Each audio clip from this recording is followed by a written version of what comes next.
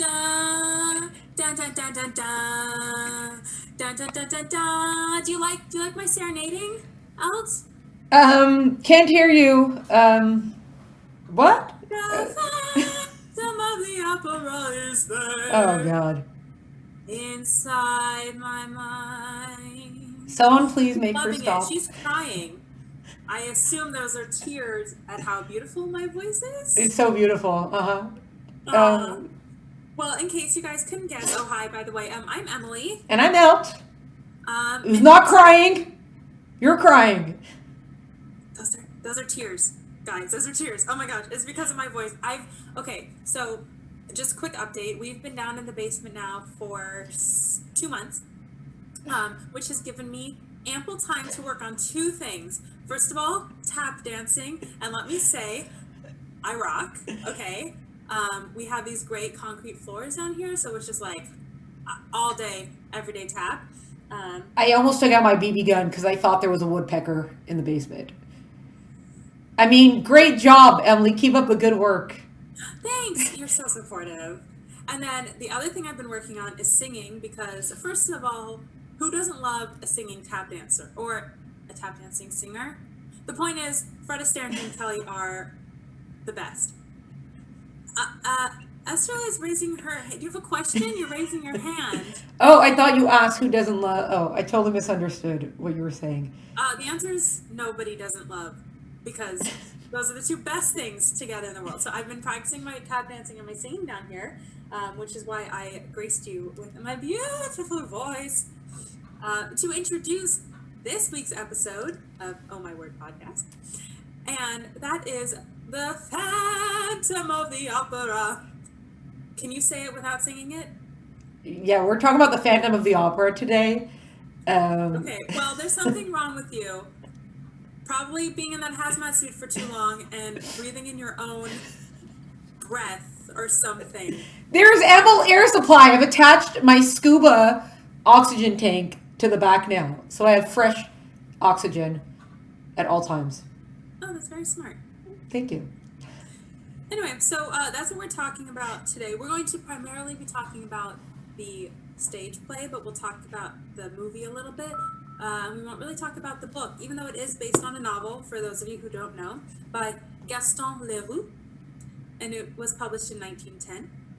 The musical itself is by Andrew Lloyd Weber, lyrics by Charles Hart, and book by Andrew Lloyd Weber and Richard Stilgoe. And fun fact, it's the longest running show on Broadway. It opened January 26, 1988. Guess who wasn't born yet? And it won 7 Tony Awards that year. So it's a pretty famous and well-loved for some reason, but we'll get to that musical. Well, also you had Michael Crawford, I think, was in the opening, and he was in it for, I don't know, for like 10 years and years and years. He was in over like 1,200 performances. So it's interesting because the first time I ever saw Michael Crawford or anything, I didn't see him live, but is in Barnum, which is not The Greatest Showman, but it's the first one they ever did on Barnum. And first, there was so much talk. He did such a great job in that. Maybe we'll talk about it a different time, but there's so much dialogue, and his entire part is almost like a 2 hour monologue almost. I don't know how he memorized so many lines. And then he also does a lot of like not a lot. He does a few acrobatic stuff. He just does not stop. It was actually great to see him in something so upbeat. He's very upbeat and happy versus Phantom of the Opera is not, unless you misunderstand the story. Which could be because a lot of people love it, but again, we'll get to that. So for the ratings, for our pearl clutching, get ready to count. We gave it a 1.5 for violence, which I guess we'll talk about later, but a 1.5, it's, yeah. Language, we gave it a 1 because there are some very minor things in some of the lyrics, but if you're looking out for that kind of thing, it's there. And romance, it's a 2 because sort of the whole story is a romance. Again, if you have to use the term romance super loosely, but I guess technically it's a romance. Nothing super explicit, but like things happen, and also things are kind of hinted to, right? Especially if you add in the sequel, which we don't, but if you were to add in the sequel, Love Never Dies, then there is an intimation that something happened which led to a child being born. And you all know what I'm talking about. Do you want to expand upon the romance a little bit, though? That's like the whole thing is the romance. Well, first of all, Love Never Dies is just terrible. So I don't even know why. It's bad. Not as far, it just story-wise, it's just a bad story. But anyways, let's talk about the romance for a second. We were talking about why, we don't know why this is a romance at all. Like we did, there wasn't enough for us to push it up, but we also realized we never put in our grading scale, we never put in where a stalker would fit into all this.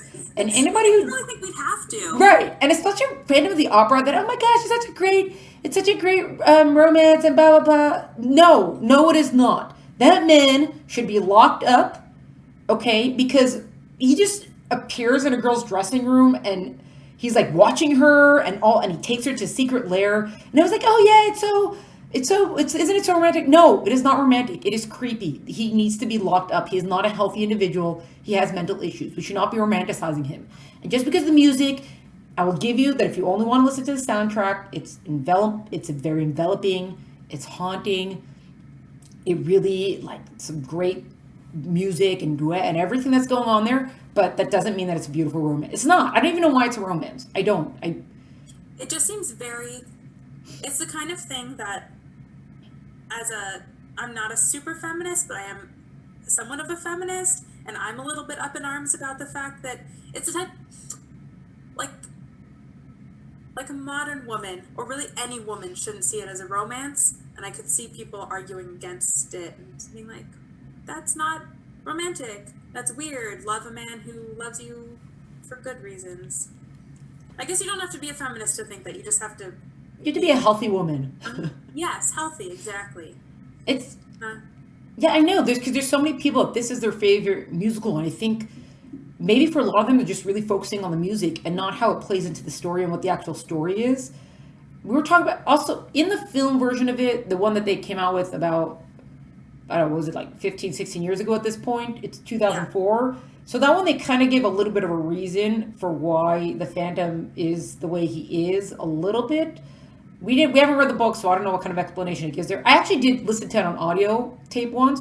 It was actually audio CD to tell you how long ago that was, but I don't remember it. But the bottom line is, it's not okay. It's not okay for a guy to just be making these secret tunnels that lead him to a girl's dressing room. Like, if I would just tell you this, if I would pitch that story to you now, I'd be like, hey, I got a great idea for a story. There's this girl, she's in the chorus of this big opera place, okay? There's a guy who watches her. And he has all these secret passageways into... Wait, sorry, I was with you on Chorus Girl, but what's happening now? Right, see, exactly. And not only does he have these secret passageways and a secret lair, and he kind of like teaches her how to sing because he has this obsession with her, but he also does stuff, part of our violence scale, he does stuff in the theater where he's like throwing people down and like causing harm to the people on stage because he's trying to get her to be a main singer because he taught her how to sing and he wants her to sing his music. Isn't that romantic? You know what? I think the other financial backers and I are going to find another story to produce. This seems very uncomfortable and not very watchable. See? Exactly. And if anybody feels like, no, but you didn't have it right, yes, we did. Yes, we did get it right. And anytime I mention something like this to people, they're always like, why are you ruining the musical for me? Why are you whatever? Look, I don't care. Enjoy the music. I don't have fun with the music. But at least be honest about what the story is. It's just, it's not okay. It's not okay. It's not okay. Speaking of which, we should probably go check our traps to make sure that they're all still, just so in case someone else thinks that they're going to try to like build subterranean passages into our basement, should make sure they shouldn't be able to do that. Oh my gosh, that's a thing? Well, I don't know. It is a thing in Phantom of the Opera, and people like that. I don't like that. Okay, I'm going to go check the northeast side, and you check the southwest side, and then we'll switch, okay? Okay. Okay, we'll see you all next time. Bye, everyone. Hopefully.